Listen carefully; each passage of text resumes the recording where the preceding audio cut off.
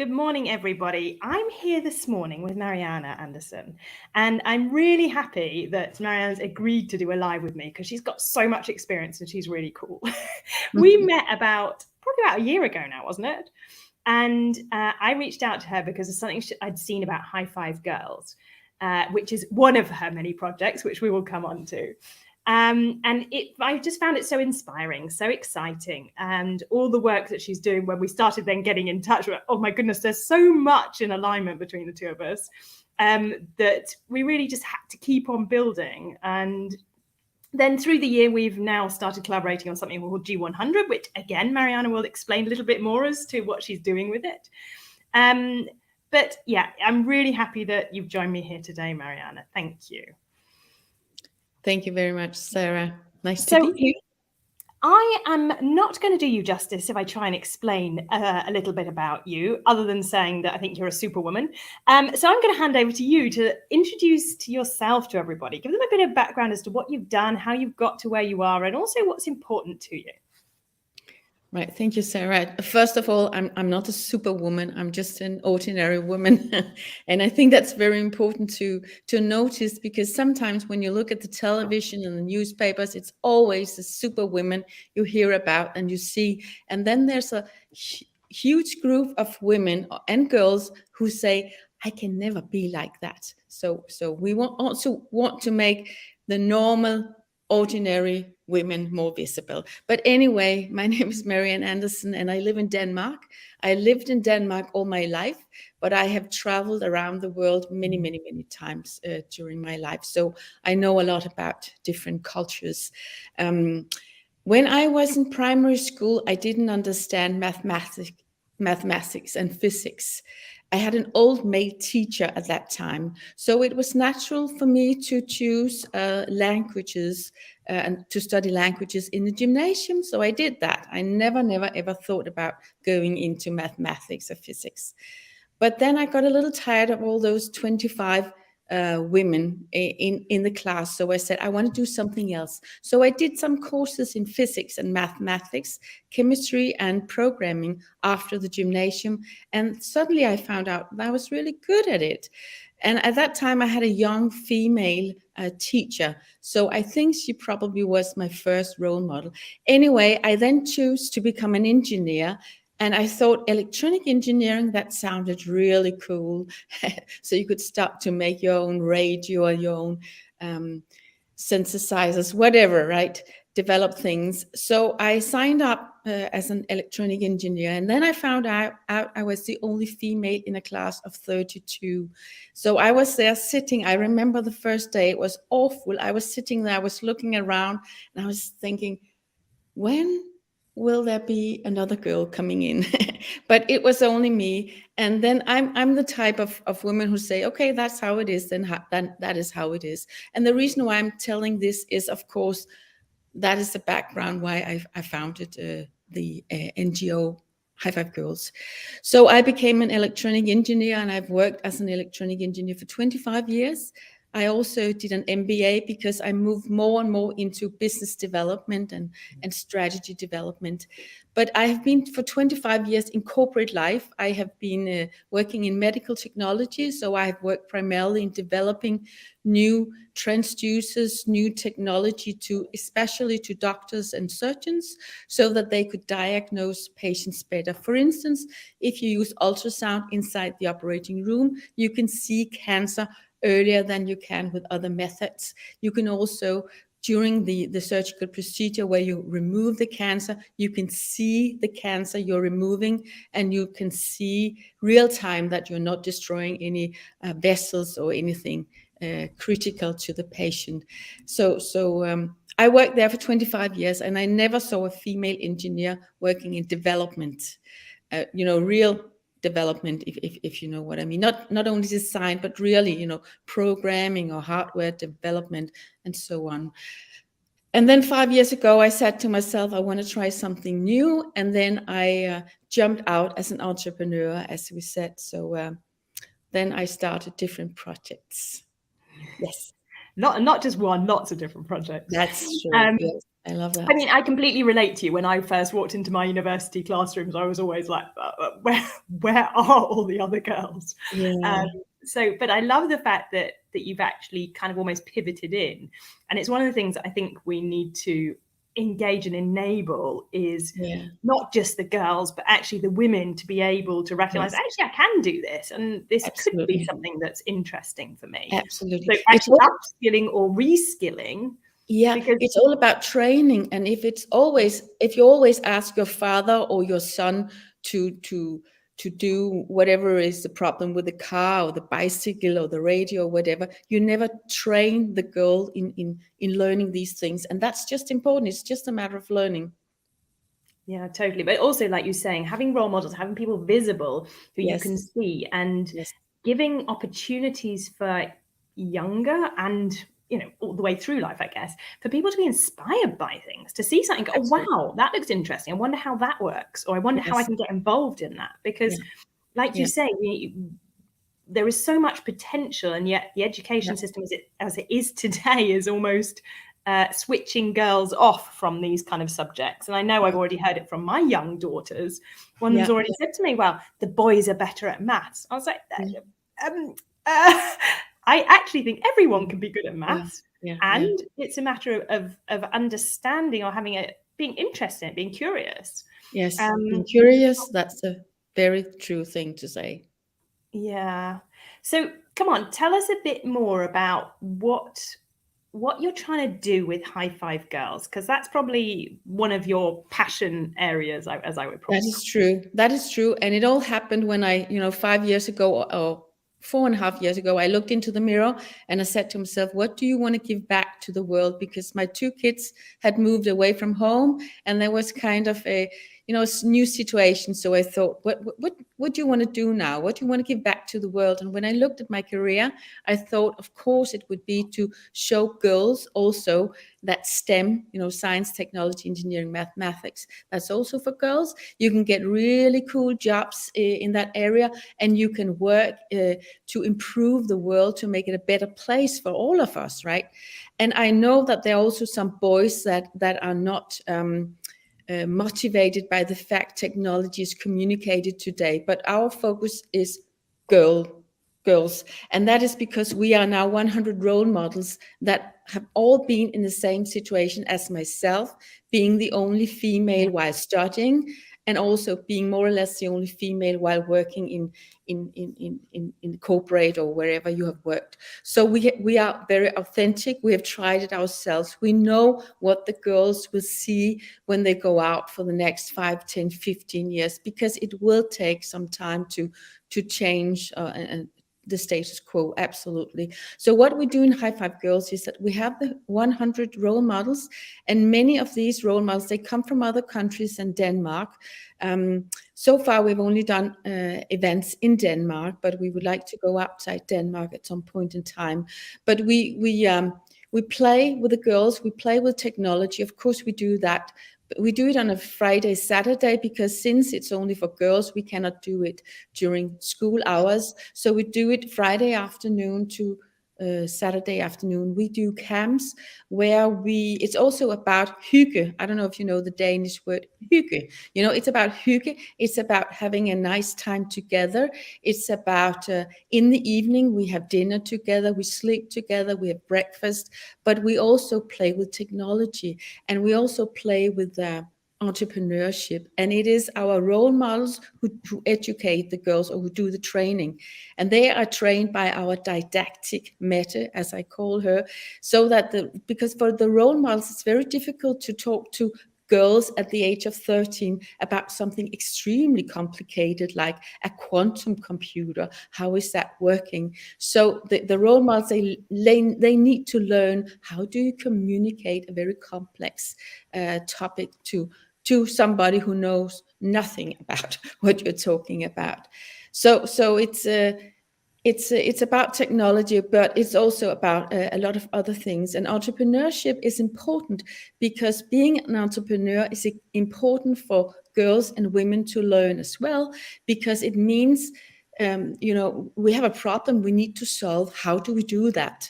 And that is something you will meet everywhere in life, in your private life, in your work life, everywhere, right? You have a problem to solve. How do you solve this problem? Yeah, we're How do very you good at solving technical problems generally, but exactly, actually sometimes this application into real life, like you say, can be the more challenging. But what I love exactly. about what you've just said is you're creating an experience for them to build confidence not only in themselves but in the skills and their ability to learn.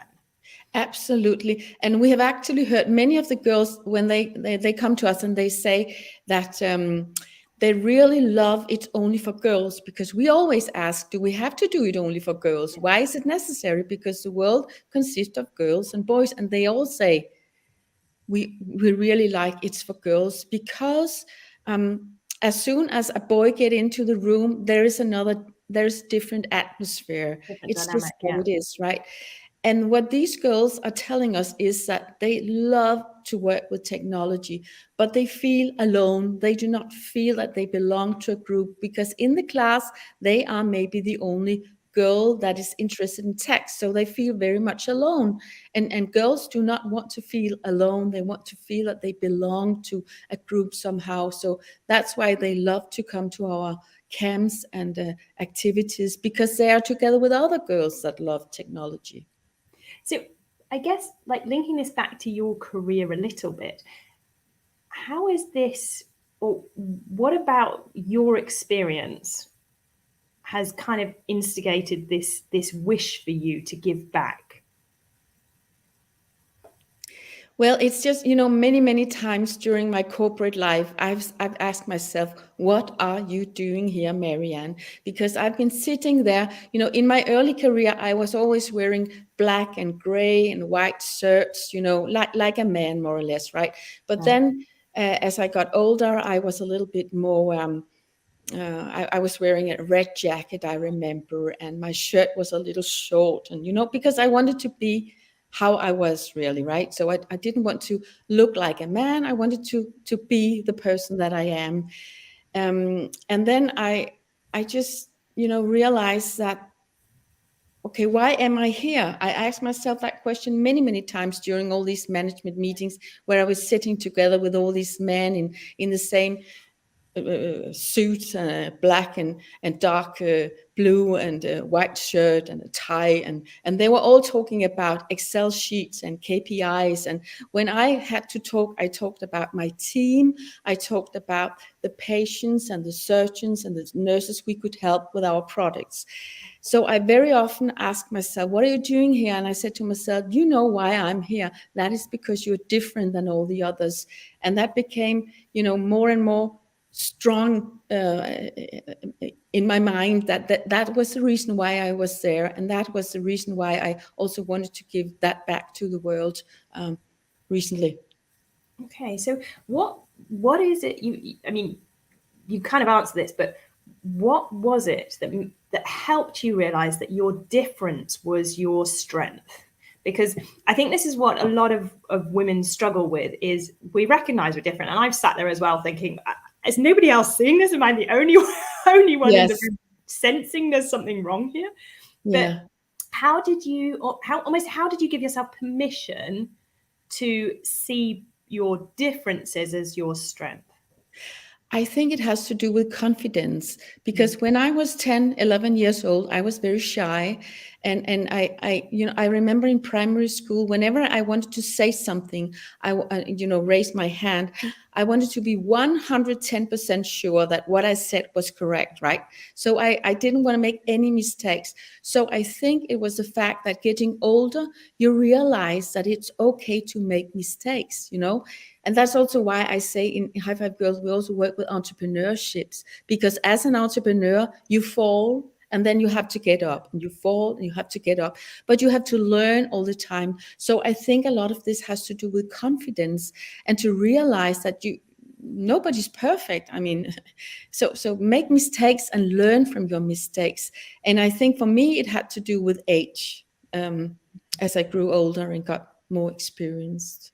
So because obviously you kind of inadvertently said you felt, by feeling different to begin with, you felt quite vulnerable. But what were those feelings? When were they arising? What were the kind of situations that you were in that made you feel uncomfortable? I just remember also in the gymnasium in primary school that when the teacher was asking about something, I was really, I had to prepare my answer before I raised my hand. So I really had to prepare myself, and if I was going to do a presentation in school or for an exam, I was 100% prepared. I've always been very, very good at exams because I have always been extremely prepared. And I think that's also why in Denmark we talk about the 12 number girls. I don't know if you know what I mean by that, but in Denmark, the girls are getting better grades than boys in general, right?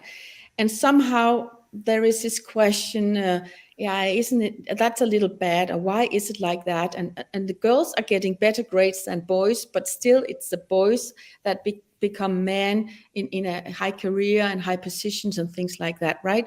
Yeah. So I think it's a general thing for young girls, and also for many women, that you don't do anything unless you are 110% sure. Also, if you're looking for a job, you read through the application, and if you are a woman, you say, okay, I can only 2 of the 10 things, so I'm not going to send in this job application, right? But if you're a man, you say, okay, I can find out. If I don't know those 2 things, I can find out. I can do everything.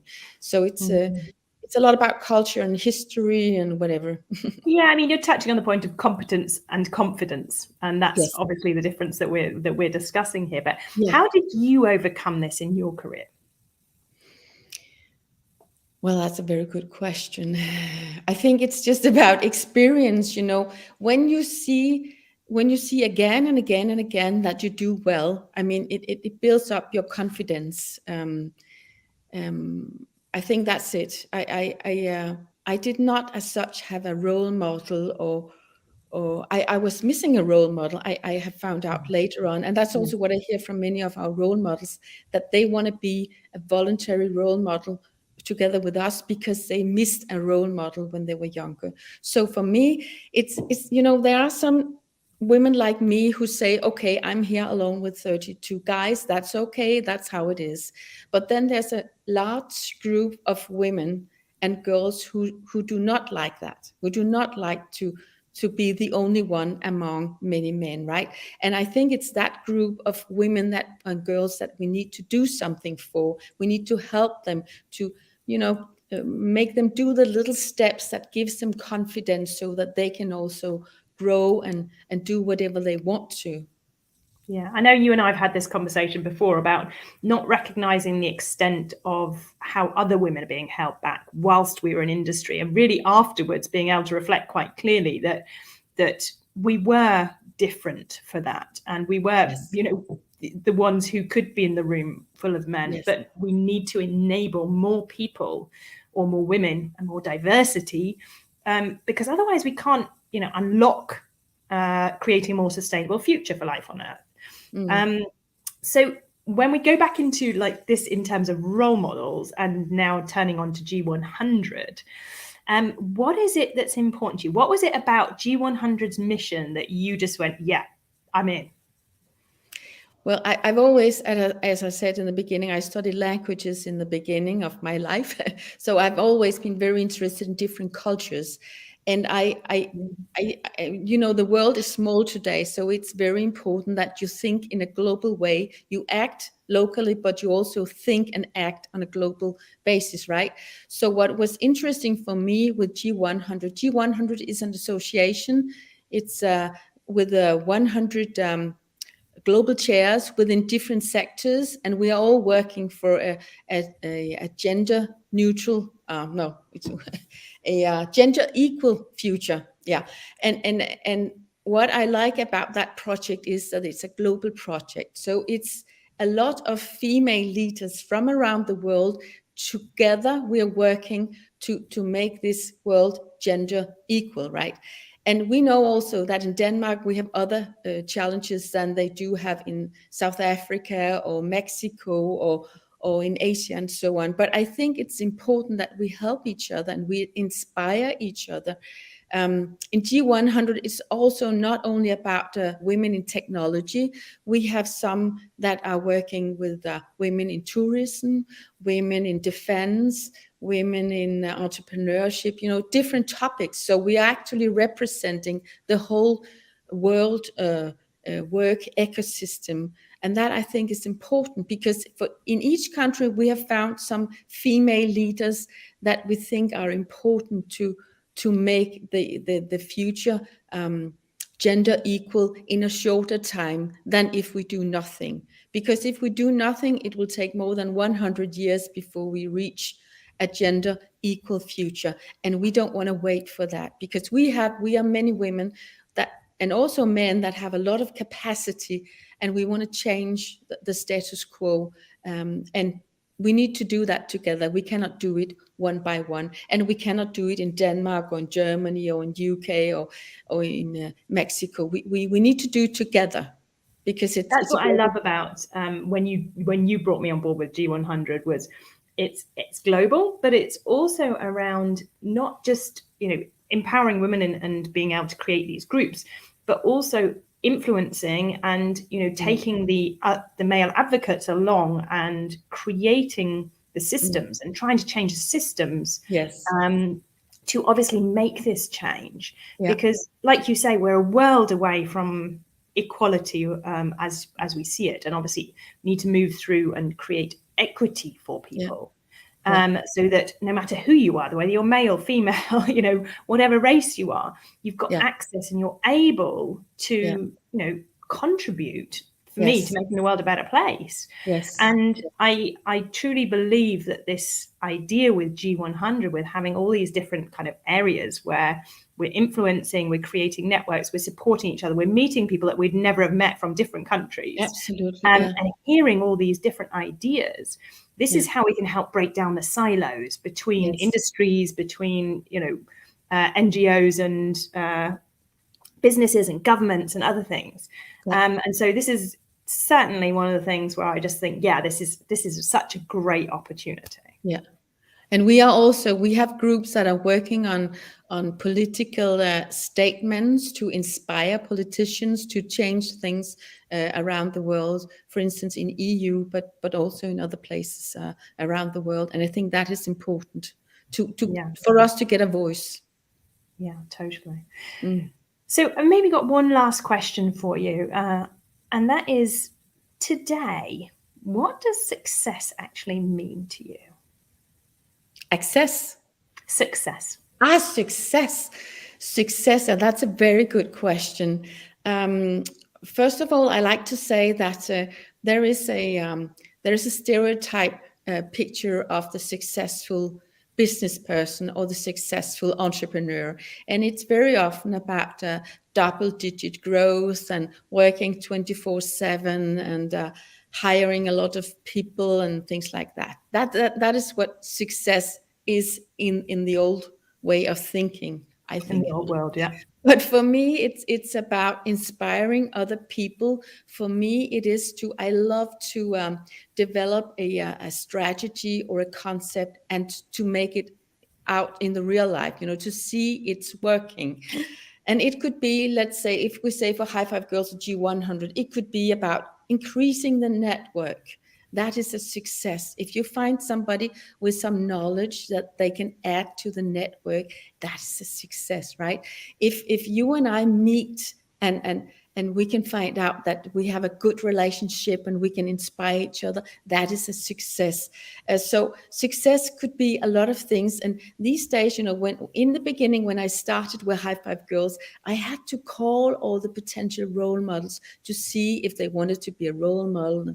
But now what is happening is that women are writing emails to us saying, how can we contribute? And that is a big success, I think, So it's success is a lot of different things, but it's not only about double-digit growth. No, totally, and that's obviously so important, and that's why I asked the question, because we've got to challenge these preconceptions of what people expect or what we think the world expects from us, and actually recognize actually it's what makes us happy. It's what makes us fulfilled, not what somebody else or we think everybody else wants from us. So I love the fact that you've gone with the old and then said, actually, and now this is what it is for me today.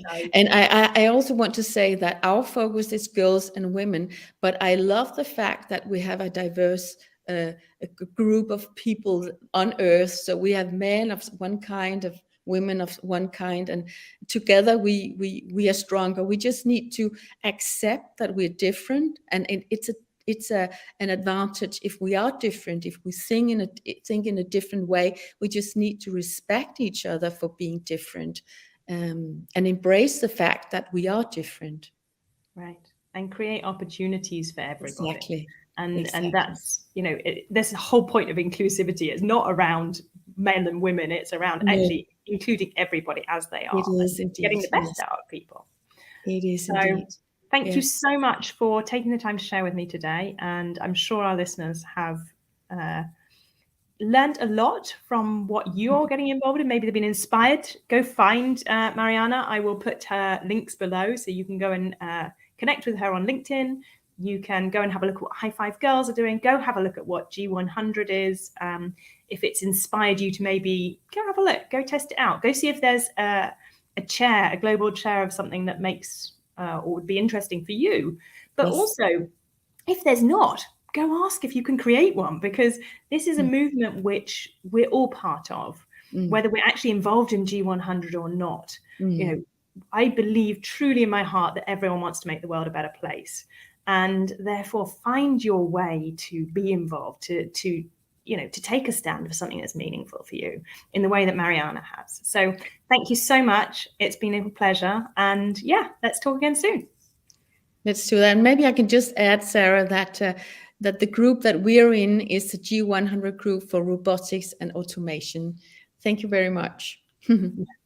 Take care. See you soon. Take care. Bye. Bye.